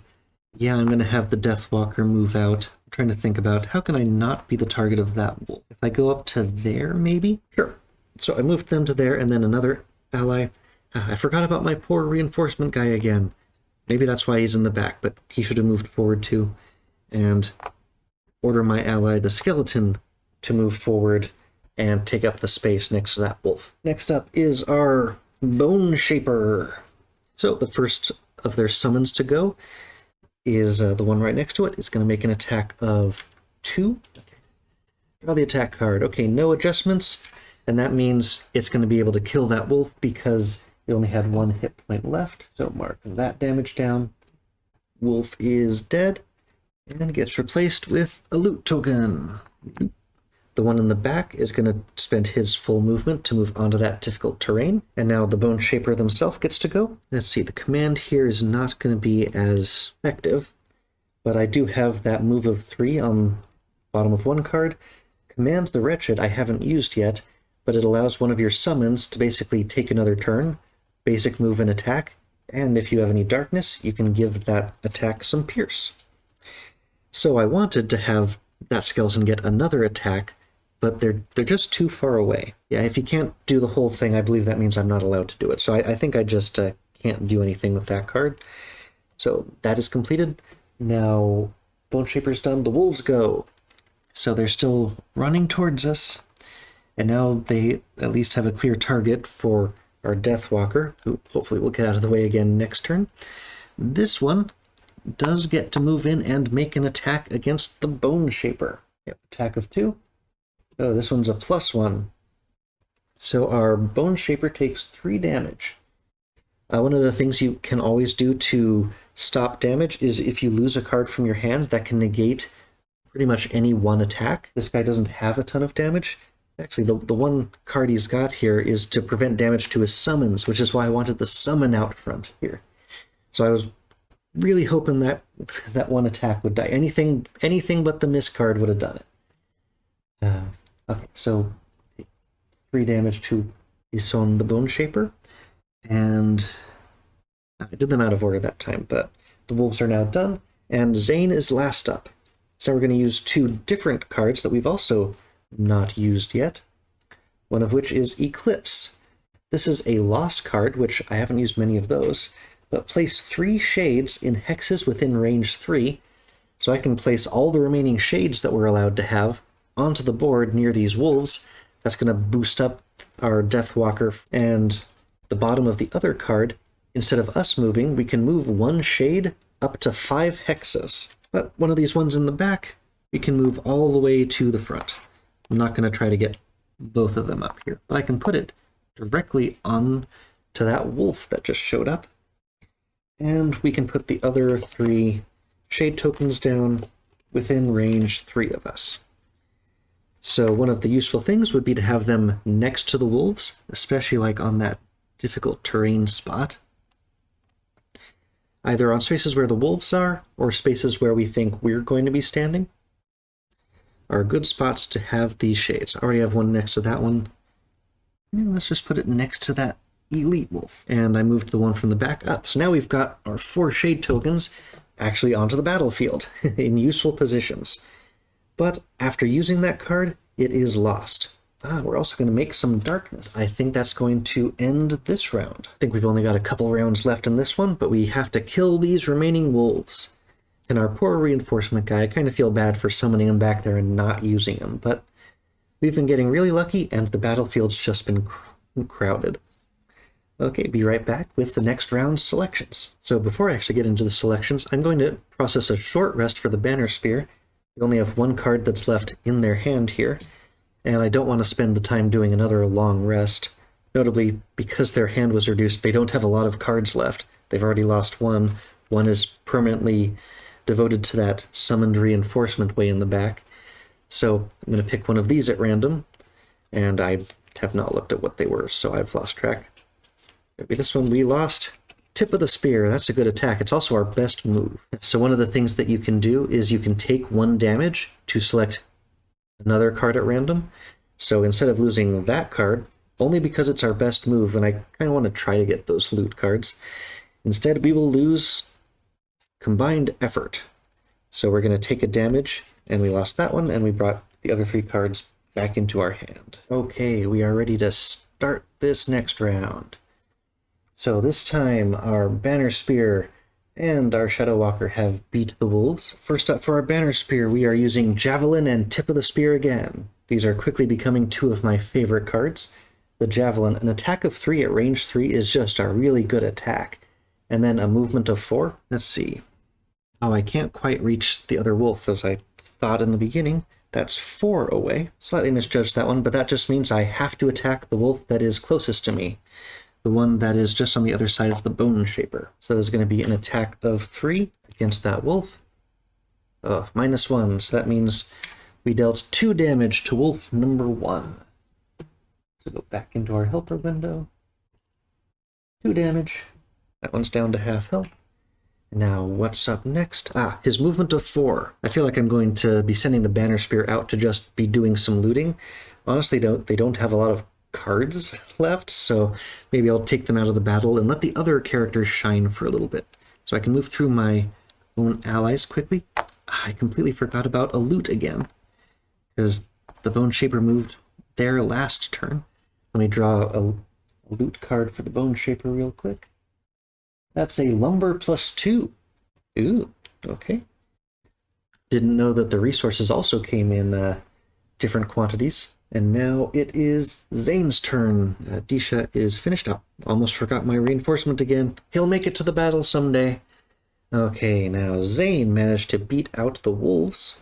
For the next move, Zane is going to be making use of some of his very special abilities. First up, we're going to activate the bottom half of Strength of the Abyss. There. Once during each of your move or attack actions... Wait, was that the wrong one? Well, I'm just going to do it that way anyway. Once during each of your move or attack abilities, you may remove 1 shadow within range of 3 to gain an experience, and also add 2 to one of your attacks or 2 to one of your moves. So you can consume the shadows for strength. And now I'm going to use Fluid Night. Another very excellent ability. Yes, focus. It's attack of 5, but you have to perform the attack as if you are occupying a hex with a shadow, and that shadow gets removed. Infuse darkness and gain 1 experience. So this is an attack of 5, and we can, let's see, you have to do it as though you are in a hex with a shadow. That shadow gets removed. I can also remove another shadow within range 3 now, and to get +2 to the attack, I'm going to do both of those. So I'm going to remove that shadow to boost an attack by +2, and I'm going to make an attack as though I was in that space at this elite guy, and that's going to be an attack of 7. And afterwards, this shadow is going to get removed. So consuming 2 shadows at once, but this is going to be a really strong attack, as long as it's not a miss. So an attack of 7, there we go. And it's the miss. Terrible luck, so instead of 7, that's now 0. The wolf is entirely unscathed. That can happen. Always seems to happen on those biggest of attacks. Well.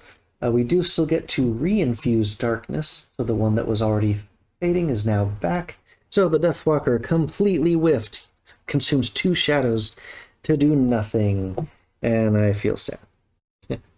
But Deathwalker is done. Now it is time for the wolves to move. So this wolf will not move into a space with a trap in it unless there's no other way to move. So he's going to continue stalking but not quite reach us. Now this wolf is going to get an attack on our Bone Shaper again. Yep, I can do that from the Helper app. So what'd you get? 0. So it's just 2 damage to our Bone Shaper, who is now very low on health. Oh, I can do the experience from here too. Yes, that's going to save me some time. Okay, down to 1 hit point. And then we've got number 3 here. The closest to them is our Deathwalker. So now the Deathwalker is getting attacked. 4-2. Oh, there's a critical hit, so that's 4 damage to the Deathwalker. Getting a lot of pain here. No, that's it for the wolves. 1 and 3 got their attacks. The elite hasn't attacked. And the one who's left is Ison, so our summons get to go first. Now there's a choice, because those are both 2 away, but this one is earlier in the initiative, so it's going to choose to go after that one. Our summon makes an attack of 2. Attack. Hey, we got a crit this time. So that is 4 damage to the wolf. The wolf that was already almost dead, because that's number 1 who only had 2 hit points left. So we'll deal his damage. He is gone, and he's going to drop a loot onto that space. We only have 2 wolves left in this scenario. Our other summon, who's way in the back, is just going to move 1 space because the reinforcement is in his way as well. And now our Bone Shaper's turn proper. Okay, this time we've got both Eternal Torment and Fell Remedy. And I was really hoping that one of them would have moved a little bit closer to us. A lot changed on that guy not dying last turn. Okay, so I can either curse one of the wolves. Yeah, you know what, let's do it this way because we've lost a bit of damage. So we're going to use the bottom of Eternal Torment. Grants one of our summons the ability to loot. So that's a new symbol, that sort of arrow up with the coin. So you can loot everything within 1 radius, and that's going to allow this summon to loot that loot. Another one for our Bone Shaper, with you gaining all looted tokens and tiles. And then Fell Remedy is going to allow us to target 1 ally in range 3. It heals 2, but if we consume that darkness, it's going to boost it by 2 and give us an experience point. So we can do a heal of 4 on the Shadow Walker, or no, the Death Walker. They do walk with the shadows, though. And that's going to heal that person up from 2 all the way back up to full. And let's see what that new loot was. It was 1 metal. Okay, that ended that round. We've got 2 more wolves. They're closing in on our Death Walker. We also want to get all this loot. But we're starting to run low on cards for some of these characters. Tough choices, probably another round of short rests. I'll be right back with our next round of choices. Ready for the next round to start? This time, all 3 of our characters chose an initiative lower than the wolves. Hopefully we can get at least 1 more of these, or the hounds, sure look like wolves. Get 1 more of these guys off the board. So first up is going to be Zane this time, who's going to be using Shadow Step and Black Barrage. There is no shadow for us to consume, but it's an attack of 2 at ranged 4. And then we are going to move 6 and place a shadow in the hex we were occupying, and then lose that card. Our Shadow Bullet, we're going to attack the elite so we don't have disadvantage. Draw that initiative card real quick. +1 this time. So that is 3 damage to the elite wolf. I'm just going to keep calling them wolves. They are clearly wolves. I think the scenario called them wolves, that's probably why. So the elite is down to half health now. Let's see, and then he's going to move 6. The reason for this is we can go all the way around the outside, and we can collect that treasure chest. This one is not mapped out for me, so I'm going to have to look up what treasure number 47 is, but we've just obtained it. So when you're looking up the treasure index, there's this spoiler-tastic, only read the number that you were directed to kind of thing. But entry number 47, which matches what we've got in our thing, is gain 5 experience. So our Deathwalker just gained some extra experience out of that treasure chest. Let's see, that was our Deathwalker. They attacked, they moved, they've collected the treasure chest off of the board. Next up is Disha. And what Disha is planning to do is just use the regroup ability, the bottom of one of her cards, to give 2 allies within range 3 a movement of 3. Now, let's move our reinforcement up first, but that was prior to the start of his turn, because I keep forgetting that poor guy. I'm going to move the Shambling Skeleton here, and I'm going to move our Bone Shaper over here, we'll let the Bone Shaper go after those loots. Because the wolves have been coming to us, we don't really need to chase after them so much. And then his other card, he is not able to perform the attack on Unbreakable Wall. There's nobody next to him, it's just a melee attack. So that side is not used, and he's out of cards again. Finally, we've got the Bone Shaper, so now the bone minions get to move.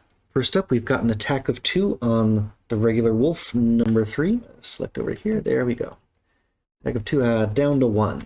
Okay, and that means we have done 1 damage. I'll mark it over here. That wolf is down to 3 hit points. The other shambling skeleton moves closer, has finally left the first tile.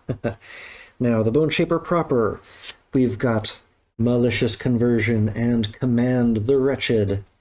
So the first of these is going to grant one of your summons an extra move and attack, so that the skeleton's going to get another shot at the wolf. We don't have any darkness, but piercing's not needed.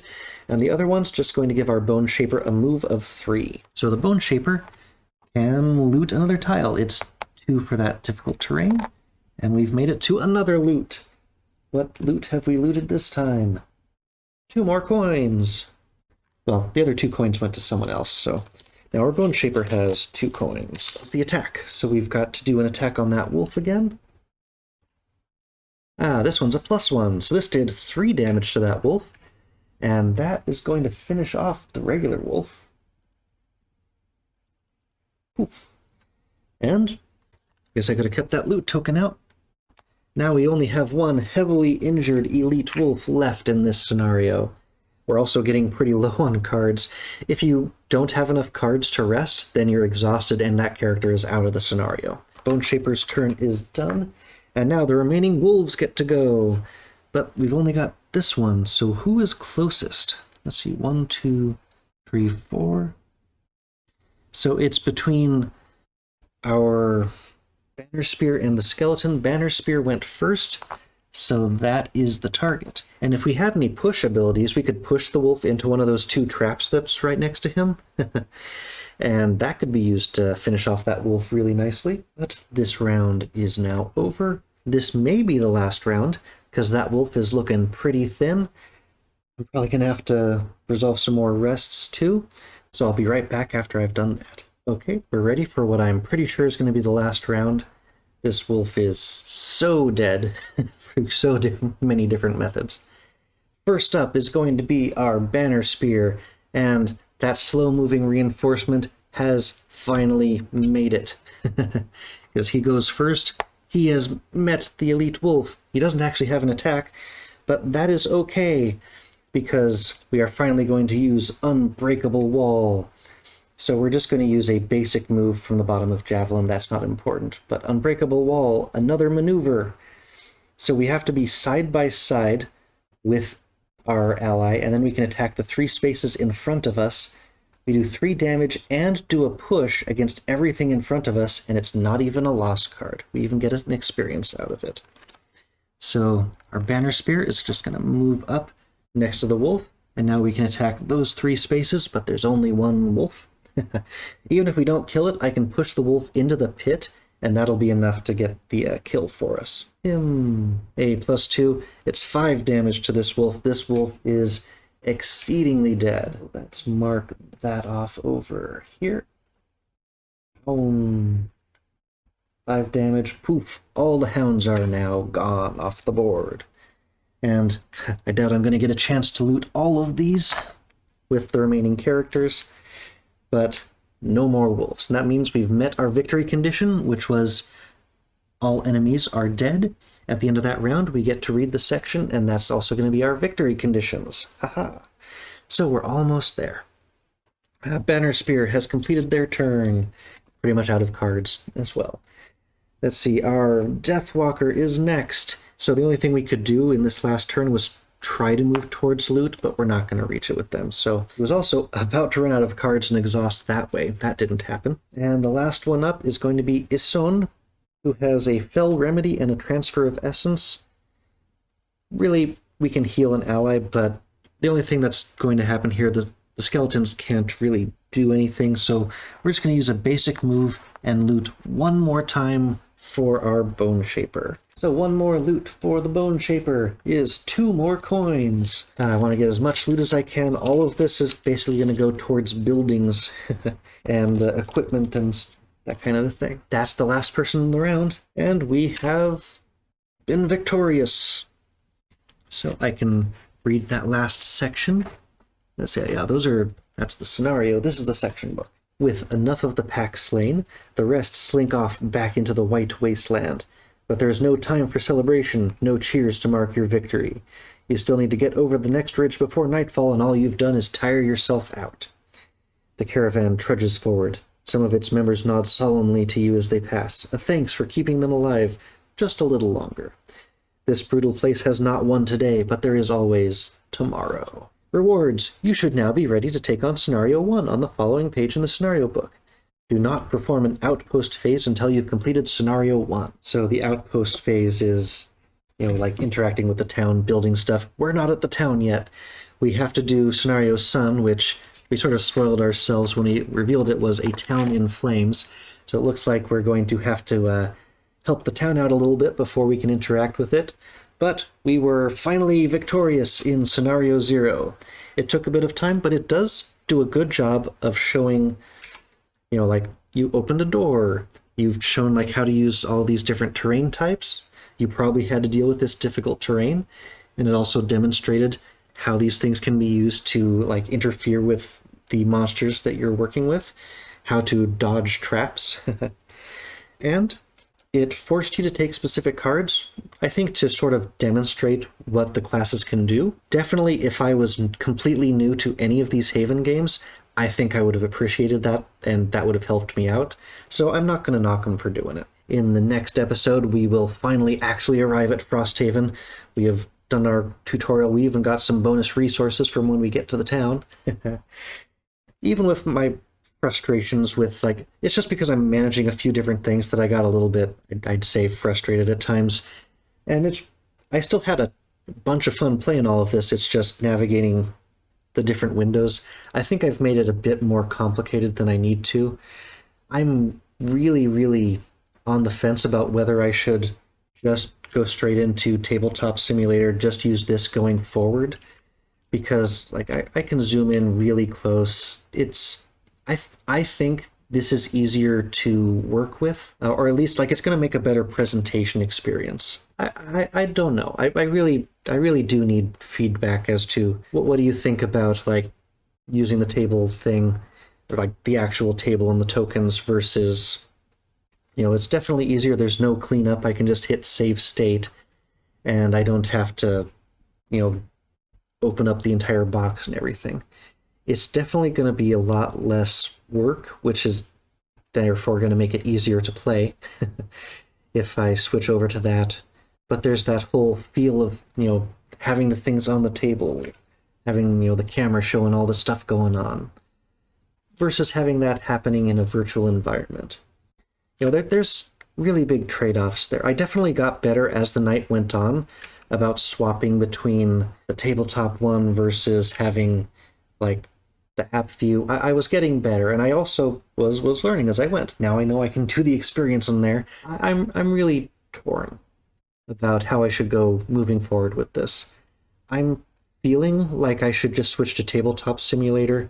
It's still a board game being played. All of the same, stuff is going on.